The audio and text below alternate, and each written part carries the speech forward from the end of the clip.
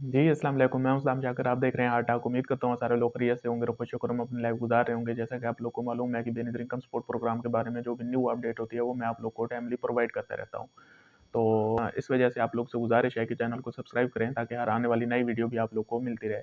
तो आज जो मैं आपको बताने जा रहा हूँ, वो ये बताने जा रहा हूँ कि हमसे ये क्वेश्चन किया जा रहा है और बारहा किया जा रहा है कि ये जो डिवाइस होती हैं, जिससे औरतें पेमेंट लेने आती हैं, ये हमें कैसे मिलेंगे? इनका प्रोसेस बताएँ।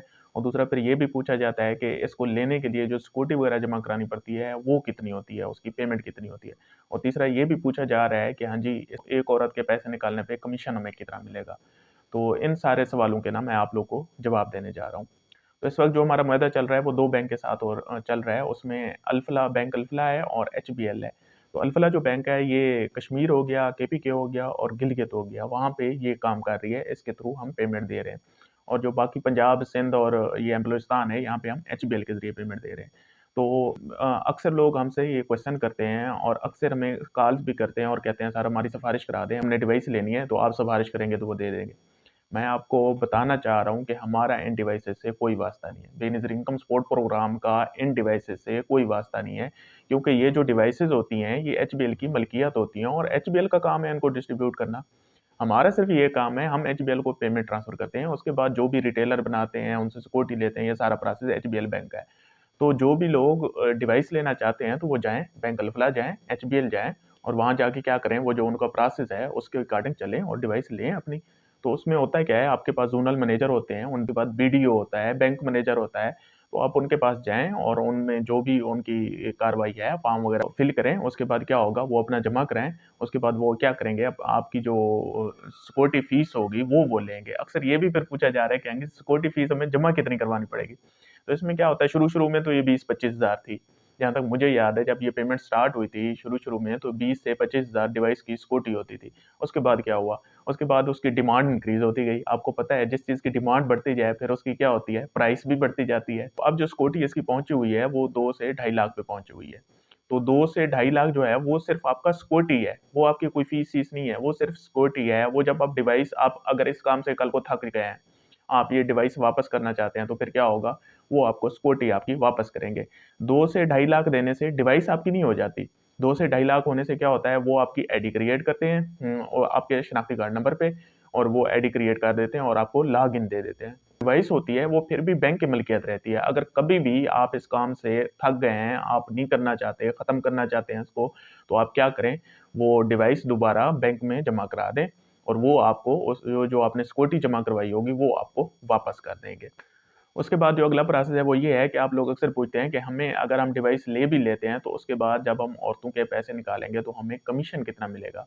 तो मैं आपको फिर बताना चाह रहा हूँ कि ये जो कमीशन मिलेगा हम 40 से ₹50 एक औरत के पैसे निकालने पे देते हैं। एक दिन में आप 100 औरत के ईज़िली निकाल सकते हैं। अगर 40 से 50 में से फिर क्या होता है 10 8 से ₹10 बैंक भी अपना कमीशन रखता है। बैंक भी अपना कमीशन रखता है, तो कम से कम ₹40 या ₹35 इतना कमीशन आपको पर औरत पे बचता है। अगर ये नेक नियत से आप लोग काम करना चाहते हैं, तो आएँ मोस्ट वेलकम आप करें। इस काम में हक हलाल की आप लोग के लिए कमाई है।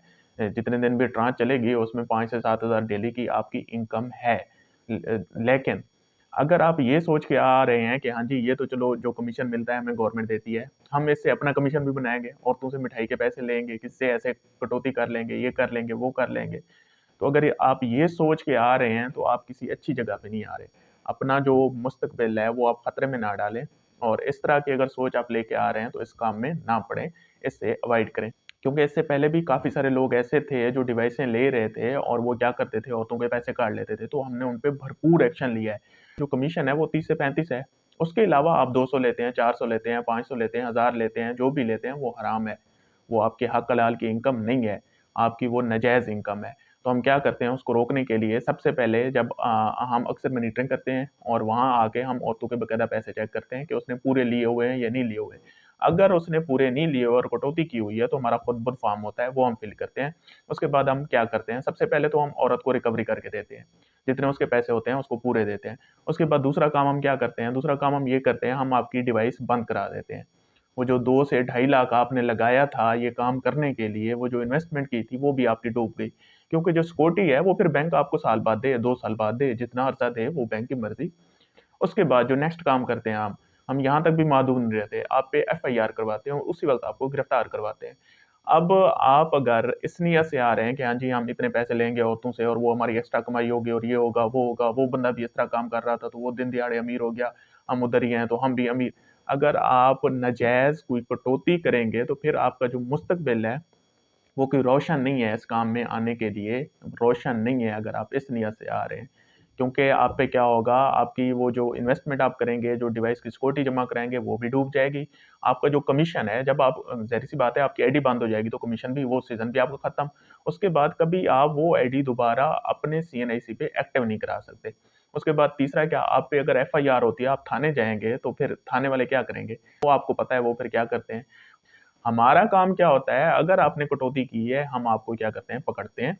उसके बाद आगे तो पुलिस का काम है। आगे वाले काम में वो उनका काम है, हमें पता ही नहीं है वो क्या करते हैं, क्या नहीं करते। हमें अपनी कार्रवाई का पता है, उनको अपनी कार्रवाई का पता है, वो जो भी करें। तो इस वजह से अगर आप सही नियत से आ रहे हैं, ये काम करना चाहते हैं, तो मोस्ट वेलकम आएँ, खुश रहें, आबाद रहें, शाद रहें। Thank you so much. Allah हाफ़िज़।